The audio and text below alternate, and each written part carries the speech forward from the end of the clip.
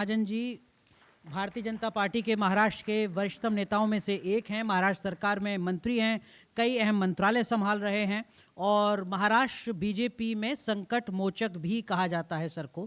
क्यों ऐसा कहा जाता है वो कॉन्क्लेव में हमारे सहयोगी समझेंगे।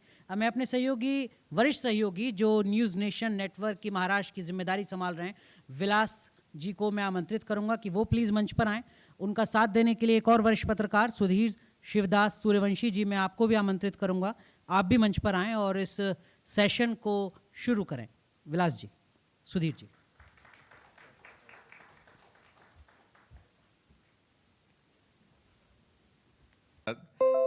गिरीश महाजन यांची कारकीर्द खूप मोठी आहे आणि सर्वात प्रथम भाऊ हे सुरू करण्याअगोदर तुमचं अभिनंदन करतो।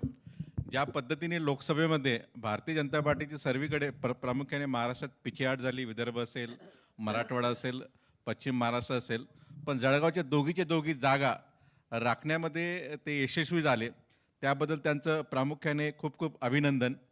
आणि अशाच पद्धतीचा जो ट्रेंड होता, जसं आपण बघितलं 2014 असेल, 19 असेल, तर एक गरवारे क्लब बुक केला होता। त्यावेळेला लोकांची एक लाईन लागायची भारतीय जनता पार्टीमध्ये येण्यासाठी, एक होड होती, ती सध्या मिसिंग दिसते का या सर्व वातावरणामध्ये? अजिबात असं म्हणता येत नाही। त्यावेळेला जी लाईन होती, आता आमचा कोटा पूर्ण झाला असं मला म्हणावं लागेल, मला असं वाटतं। कारण आता 3 पक्ष आम्ही सोबत आहोत। 3 पक्ष सोबत असल्यामुळे आता सध्या कुठल्या पक्षात कोणाला कुठे जागा मिळेल, कारण अनेक लोक आहेत ते इच्छुक आहेत आमदारकीसाठी, तिकिटासाठी, आणि त्यामुळे ते चाचपणी करत आहेत। कारण आमच्या जागा ठरलेल्या आहेत, आमचे तर 105 आणि 116 जवळपास आमदार हे आमचे सिटिंग आहेत, आणि त्यामुळे लोकांना आता तिकीट पाहिजे अनेक जणांना, आणि त्यामुळे मग कुठे आपल्याला जागा मिळते का, कुठे खाली रिकामी जागा आहे, कोण आपल्याला तिकीट देऊ शकेल, उमेदवार देऊ शकेल, यासाठी लोक आता इकडे तिकडे फिरत आहेत। आणि त्यामुळे सध्या संख्या तिन्ही आणि तिकडे समोरचे पक्ष असे समोर मिळून येणाऱ्याची संख्या ही कमी निश्चित आहे। पण जे सगळे स्टॉलवर्ड आहेत, जे आमच्याकडे आलेले आहेत, ते आमच्यासोबतच आहेत, त्यामुळे कुठे याच्यात काही फरक पडलेला आहे असं मला वाटत नाही। ओके, पण दुसरीकडे जर आपण बघितलं तर महाविकास आघाडी आणि आपली महायुती याचं जर लोकसभेच्या अनुषंगाने जर विश्लेषण करायचं झालं तर अशा कुठल्या गोष्टी आहेत की त्याच्यावरती आपण फोकस केला तर आपण सत्ता जी आहे आपली ती रिटेन करू शकतो, आणि कुठल्या गोष्टींवरती फोकस राहून गेला लोकसभेला? अशा 2 अँगलने ॲज अ मंत्री म्हणून, ॲज अ भारतीय जनता पार्टीचे एक नेता म्हणून आणि एक सच्चा कार्यकर्ता म्हणून, एक पॉलिटिकल विश्लेषक म्हणून तुम्ही कसं करणार आहे?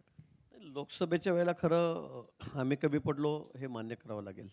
आम्हाला अपेक्षा नव्हती की आपण इतके कमी पडू, मागे जाऊ, पण ते दुर्दैवाने झालेलं आहे। त्याची कारणं वेगवेगळी आहेत, कारण जे नरेटिव्ह सगळे सेट करण्यात आले त्यावेळेला आदिवासींच्या बाबतीमध्ये आरक्षण 400 जागा कशासाठी पाहिजे, तर आरक्षण ते काढणार आहेत, तुमचं रिझर्वेशन जाईल। मुस्लिम समाजाच्या बाबतीमध्ये काही वेगळं काही परसेप्शन केलं गेलं, काही वेगळं त्यांना सांगितलं गेलं की बस आता मोदीजी आले की तुमचं असं होईल तसं होईल, म्हणजे अशा अनेक गोष्टी आहेत। त्यातल्या या 2-3 गोष्टी प्रमुख आहेत आणि म्हणून त्यामुळे त्या ठिकाणी आम्ही कमी पडलो ही वस्तुस्थिती आहे। आता आपण थोडंसं पोलरायझेशन कसं झालं मतांचं हे जर बघितलं तर धुळे जिल्ह्यामध्ये डॉक्टर आमचे बाबा भामरे उभे होते, म्हणजे 6 मतदारसंघ विधानसभेचे, 5 मतदारसंघामध्ये 40,000 मताच्या ॲव्हरेजने आम्ही पुढे राहिलो, आणि फक्त एकच मतदारसंघ मालेगाव, म्हणजे 1,93,000 5 मतांमध्ये आम्ही पुढे, आणि एकच मतदारसंघ मालेगाव निघाला त्याच्यामध्ये आम्ही 1,96,000 मागे चाललो गेलो, आणि 3,000ने आमची जागा हारली। म्हणजे असं अनेक ठिकाणी झालं। उज्ज्वल निकम आपले ॲडव्होकेट त्यांच्या बाबतीत ते झालं, आले निवडून शेवटची एका भागातली पेटी निघाली, प्लॉट निघाला, आणि ते सगळे मागे चालले गेले। 50,000चं लीड तोडून ते परत 10-12,000 मागे चालले गेले त्या ठिकाणी।